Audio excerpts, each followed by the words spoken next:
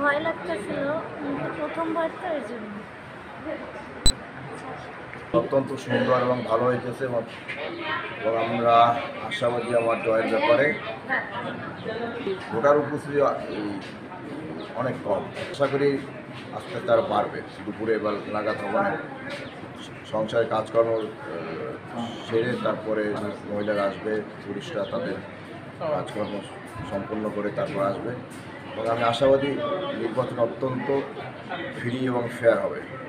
নির্বাচন আমি আমার মানে থানা মামলায় ভোট দিলাম, ওই আদর্শ ভোট জেলায়, কিন্তু ওখানে ভোট সুন্দরই হয়েছে, কিন্তু ওই যে একটা ভোটের যে একটা কালো কাপড় যে আবরণ দিয়েছে, আবরণটা মানে বাইরে থেকে দেখা যায় এখানে একটু।